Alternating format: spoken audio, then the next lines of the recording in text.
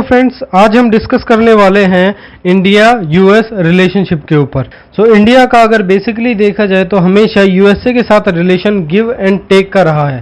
तो अगर हम इस रिलेशनशिप के इतिहास में जाए तो वर्ल्ड वॉर वन जो कि 1914 से 1919 तक चला था और वर्ल्ड वॉर टू जो कि 1939 से 1945 तक चला था। इनके खत्म होने के बाद शुरू हुआ था कोल्ड वॉर 1947 में। उसके दो मेन कंट्रीज थे, पहला USA that is United states of America और दूसरा USSR that is union of Soviet socialist Republic. तो ये दोनों देश, यूएसए नाटो को सपोर्ट करता था और यूएसएसआर वार्सो पैक्ट को सपोर्ट करता था और अपनी ट्रीटी को स्ट्रॉन्ग करने के लिए ये दोनों देश जुट गए ज़्यादा से ज़्यादा कंट्रीज को अपनी ट्रीटी या अपने अलायंस में शामिल करने में। तो उसी बीच नॉर्थ ईस्ट या कह सकते हैं middle east, gulf and south Asia में अपना डोमिनेंस बढ़ाने के लिए यूएसए ने इंडिया और पाकिस्तान से NATO alliance that is non Atlantic treaty organisation को साइन करने का ऑफर रखा, बट इंडिया ने उस चीज को मना कर दिया और पाकिस्तान ने दोनों हाथों से उस नाटो ऑर्गेनाइजेशन को अपना लिया और उसमें शामिल हो गया। अगर बेसिकली देखा जाए तो नाटो और वार्सो पैक्ट ये दोनों दो अलग अलग ऑर्गेनाइजेशन के पार्ट थे, लेकिन इनका मतलब एक ही था, that is friendship, cooperation and defence treaty. यानी इस ऑर्गेनाइजेशन में जितने लोग शामिल करते हैं उनमें से किसी भी एक देश पर अगर हमला होता है तो ये बाकी उस ट्रीटी के बाकी देशों पर भी हमला माना जाएगा और वो उस देश की मदद करेगा जिस देश पर हमला हुआ है। तो चूंकि इंडिया ने नाटो को साइन नहीं किया था तो यूएसए इंडिया को एज ए एनिमी, अपने दुश्मन के तौर पे देखने लगा। लेकिन वहीं दूसरा तरफ जो मेन इशू आता है वो ये आता है कि चाइना यूएसए का इंडिया से भी ज़्यादा बड़ा प्रॉब्लम के तौर पे एक तरीके से पार्ट बना, क्योंकि नाटो का पार्ट नहीं था चाइना, और दूसरा इकोनॉमिक इश्यूज तो चाइना के हमेशा से ही रहे हैं, और तीसरा चाइना एक ग्लोबल पावर के तौर पे उस वक्त सामने आ रहा था। तो वहां पर जो मेन चीज हुई वो ये हुई कि यूएसए ने इंडिया और चाइना के बीच में अपना फायदा देखा कि अगर चाइना उस वॉर को हार जाता है तो इसमें कहीं ना कहीं यूएसए का फायदा हो सकता है। तो इसलिए 1962 में जो इंडिया और चाइना के बीच में बॉर्डर कॉन्फ्लिक्ट के साथ वॉर हुई उसमें यूएसए ने अपना USS Kitty Hawk aircraft India के बे ऑफ बंगाल में इंडिया को सपोर्ट करने के लिए भेज दिया। लेकिन ये चीज ज्यादा दिन नहीं चली। 1965 में जब इंडिया की पाकिस्तान के साथ वॉर चली तो इंडिया ने F-104 और F-86 फाइटर जेट के तौर पे यूएसए से हेल्प के लिए मांगे, बट यूएसए ने क्लियर मना कर दिया और पाकिस्तान को अपने कुछ हथियार और कुछ एयरक्राफ्ट दिए जिससे पाकिस्तान क्या हो कि इंडिया पर अटैक कर सके और उस वॉर को जीत सके। लेकिन पाकिस्तान वो वॉर हार गया। सेम चीज 1971 में जब बांग्लादेश के साथ लिबरेशन वॉर चल रही थी तो उस वक्त यूएसए ने अपना aircraft carrier bay of Bengal में भेजा था ताकि पाकिस्तान को सपोर्ट कर सके, लेकिन वो टाइम से पहले ही पाकिस्तान वो वॉर हार गया, इंडिया ने उसे हरा दिया और यूएसए को अपने शिप्स वापस ले जाने पड़े। 1971 वॉर के बाद जो सबसे बड़ा इशू उठा था वो था operation smiling Buddha, that is India का पहला न्यूक्लियर टेस्ट जो कि 18 मई 1974 को हुआ था इंदिरा गांधी के प्राइम मिनिस्टरशिप में। उसमें कनाडा का रिएक्टर यूज किया गया था, लेकिन उस टेस्ट में हम फेल हो गए। उस टेस्ट में फेल होने के बाद यूएसए, कनाडा ने हम पर बहुत सारे सैंक्शंस, ग्लोबल सैंक्शंस लगा दिए, ट्रेड रिलेटेड इकोनॉमिक सैंक्शंस लगा दिए, जिससे इंडिया ने कुछ खास रिएक्ट नहीं किया। उसके बाद 1991 वो टाइम आया जब कोल्ड वॉर खत्म हुआ और उस कोल्ड वॉर के खत्म होने के साथ यूएसएसआर 15 देशों में बट गया, जिसमें से Russia, Kazakhstan, Armenia, Azerbaijan, Belorussia that is Belarus, Estonia, ऐसे करके और कई अलग अलग 15 देश बन गए थे। तो कुल मिलाकर वार्सो पैक्ट लगभग डिसॉल्व ही हो गया था। उसके बाद जो सेकेंड इशू उठा वो था ऑपरेशन शक्ति, दैट इज इंडिया का दूसरा न्यूक्लियर टेस्ट जिसका नाम ऑपरेशन शक्ति था, जो कि 13 मई 1998 में हुआ under the prime ministership of Atal Bihari Vajpayee. इस टेस्ट में हम सक्सेसफुल रहे और सक्सेसफुल रहने के साथ साथ सेम चीज हुई जो कि 1974 में हुई थी। इंडिया के ऊपर ग्लोबली बहुत सारे सैंक्शंस लगा दिए गए, लेकिन इंडिया ने उस तौर पर भी इन चीजों पर कुछ खास रिएक्ट नहीं किया। अब इन चीजों के बाद दैट इज 1998 के इस टेस्ट के बाद काफी बड़ा चेंज आया, जैसे इंडिया और यूएस के रिलेशनशिप के बीच में 2001 में 9/11 वर्ल्ड ट्रेड ऑर्गेनाइजेशन या वर्ल्ड ट्रेड सेंटर के ऊपर हमला हुआ था। तो वर्ल्ड ट्रेड सेंटर के ऊपर जो हमला हुआ था 2001 में, उसके बाद यूएसए में गवर्नमेंट भी उसी साल चेंज हुई थी। 2001 में George Bush, that is George walker Bush की सरकार आई थी, जिन्होंने इंडिया को सपोर्ट करना शुरू कर दिया, क्योंकि यूएसए का और इंडिया का टेररिज्म की तरफ काफ़ी सख्त रुख था। तो उन्होंने, दोनों देशों ने एक साथ एक कॉमन व्यू होने की वजह से इस्लामिक एक्सट्रीमिज्म और तालिबान के ऊपर अमेरिका ने इंडिया को सपोर्ट करना शुरू कर दिया, और यहाँ से एक नए रिलेशन की शुरुआत हुई, जिसमें ना सिर्फ टेररिज्म के ऊपर यूएसए ने इंडिया को सपोर्ट किया, बट इन दोनों देशों के बीच में बायलैटरल ट्रेड्स बढ़ गई थी। यूएसए ने इंडिया को ग्लोबल इन्वेस्टमेंट के ऊपर कोऑपरेट करना शुरू कर दिया, ग्लोबल सिक्योरिटी मैटर्स के ऊपर कोऑपरेट करना शुरू कर दिया, और यूनाइटेड नेशन में permanent member, United nation security council में एक परमानेंट मेंबरशिप दिलाने के लिए भी सपोर्ट किया।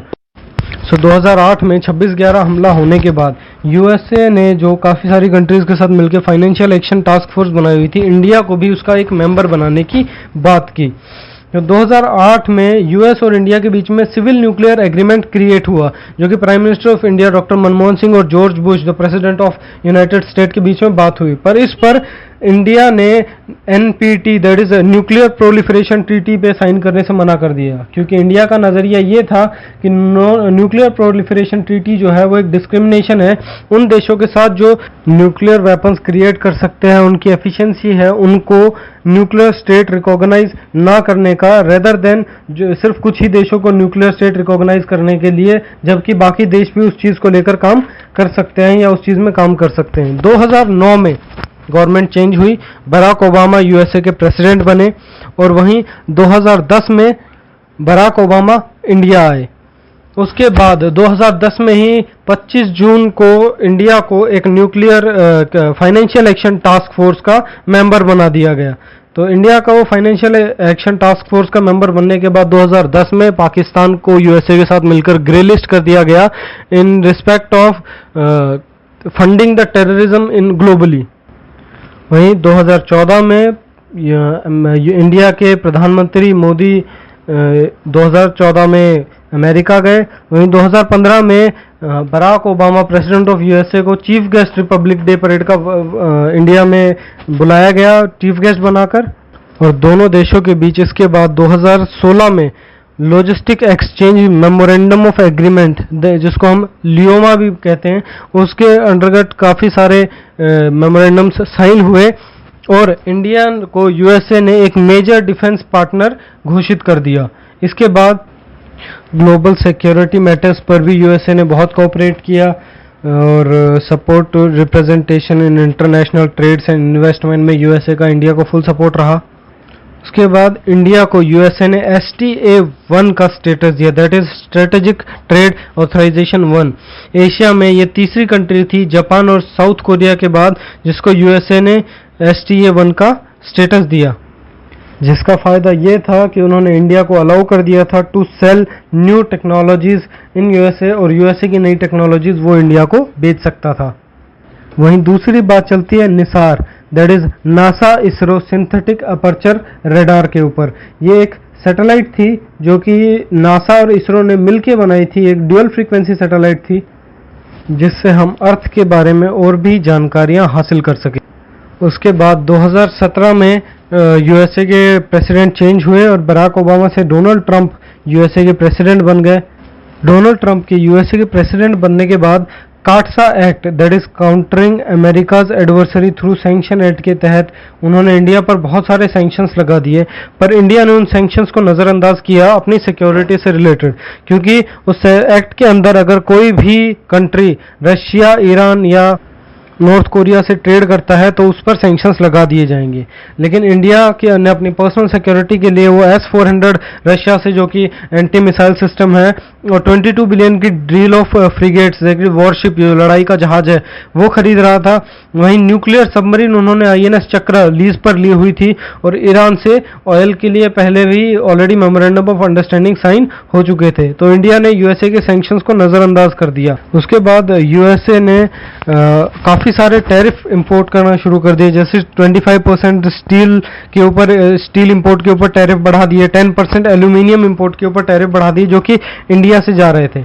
उसके बदले इंडिया ने भी काफ़ी चीज़ों पर टैरिफ बढ़ाने के लिए फैसला लिया और लगभग 29 आइटम जो कि हमारे पास यूएसए से रॉ मटेरियल्स आते थे उनके ऊपर टैरिफ बढ़ाने की मांग की और बढ़ा दिए गए। पर चूंकि अमेरिका इंडिया को काफ़ी चीज़ों में सपोर्ट कर रहा था, इसके लिए इंडिया ने $5 बिलियन के एयरक्राफ्ट जैसे अपाचे और उसके अलावा काफ़ी सारे एयरक्राफ्ट खरीदे यूएसए से, लगभग $4 बिलियन का ऑयल एंड गैस परचेज किया, 12 नवल सर्वेलेंस एयरक्राफ्ट परचेज किए जिससे उनकी इकोनॉमी में सपोर्ट हो सके और दोनों देशों के बीच डिफेंस रिलेशंस भी अच्छे बन सके। 2014 से पहले रशिया के साथ जो हमारी डिफेंस डील होती थी वो लगभग 70% होती थी, पर 2014 के बाद रशिया के साथ हमारी डिफेंस डील सिर्फ 58% होती थी और इससे पहले जो हमारी यूएसए के साथ डील लगभग ना के बराबर होती थी वो 14% तक इंक्रीज हुई, यानी इंडिया 14% डिफेंस इक्विपमेंट यूएसए से परचेज करता था। इसके बाद 2+2 डायलॉग मीटिंग हुई जिसमें इंडिया की तरफ से finance defence minister Mrs Nirmala Sitharaman and foreign minister Sushma Swaraj, वहीं यूएसए की तरफ से defence secretary and secretary of state ने 2+2 डायलॉग मीटिंग में COMCASA agreement, that is communication compatibility and security agreement पर साइन किया, जिसके अंतर्गत हाई सिक्योरिटी आर्म्ड इक्विपमेंट जो है इन दोनों देशों के बीच में एक्सचेंज हो पाएंगे, जिसकी वजह से सिक्योरिटी हमारी काफ़ी अच्छी हो जाएगी। लेकिन इसमें जो प्रॉब्लम ये थी कि ये जो एग्रीमेंट है इसके अंदर कम्युनिकेशन कंपैटिबिलिटी और सिक्योरिटी एग्रीमेंट, तो इसमें जो कम्युनिकेशन होगा इक्विपमेंट्स के साथ और जो हम एयरक्राफ्ट वगैरह उनसे खरीदेंगे जैसे C-130JS Super Hercules, P-8I military aircraft, MH-60R Sea Hawk helicopters, M777 howitzers, ये जितने भी हम उनसे इक्विपमेंट खरीदेंगे उनका कम्युनिकेशन सिर्फ उन्हीं के इक्विपमेंट के साथ होगा और इंडिया के साथ होगा। बाहर देश से जो हम इक्विपमेंट्स खरीद रहे हैं उनका इस कम्युनिकेशन से कोई इशू नहीं होगा। उसके बाद 2019 में मोदी अपने prime minister of India mister Narendra Modi ये यूएसए गए और हाउडी मोदी काफ़ी बड़ा इवेंट रहा जिसमें उन्होंने इंडियन अमेरिकन्स को और अमेरिकन्स को संबोधित किया। तो इसके बाद जो इंडिया और यूएसए का बेसिक एक्सचेंज कोऑपरेशन एग्रीमेंट पर अभी बातचीत चल रही है, जिसके अंतर्गत काफ़ी सारी चीज़ें सिर्फ डिफेंस इक्विपमेंट और सिविल इक्विपमेंट्स के अलावा भी ये दोनों देश आपस में एक्सचेंज कर सकेंगे। अब इंडिया की अगर हम ट्रेड की बात करें तो यूएसए इंडिया से ट्रेड डेफिसिट में है, लगभग $32 बिलियन के ट्रेड डेफिसिट में है और हर साल ये ट्रेड डेफिसिट हमेशा इंडिया की तरफ ही होता है क्योंकि यूएसए इंडिया से इंपोर्ट ज़्यादा करता है और इंडिया में एक्सपोर्ट कम करता है, जिससे इंडिया को इस चीज़ का फ़ायदा। अगर हम डिफेंस रिलेशनशिप को लेकर बात करें तो इंडिया और यूएस के बीच में एक्सरसाइजेज, इंडिया और यूएस मिलिट्री के बीच में एक्सरसाइजेज होती है। शुरुआत पहली बार हुई थी 2002 में, युद्ध अभ्यास एक्सरसाइज हुई थी 16 मई से 26 मई में इंडिया और यूएस आर्मी के बीच। उसके बाद शत्रुजीत 2006 में जो कि हुई थी। उसके बाद वज्र प्रहार 2018 जनवरी में जो एक्सरसाइज हुई थी यूएसए के साथ। ये लगभग हर साल होने वाली एक्सरसाइजेज हैं जो रिपीट होती है और अब तक की सबसे बड़ी exercise that is tiger Trump 2019 में सभी 3 आर्म्ड फोर्सेस आर्मी, नेवी और एयरफोर्स के बीच में हुई थी, जो कि विशाखापट्टनम और काकीनाडा में हुई थी।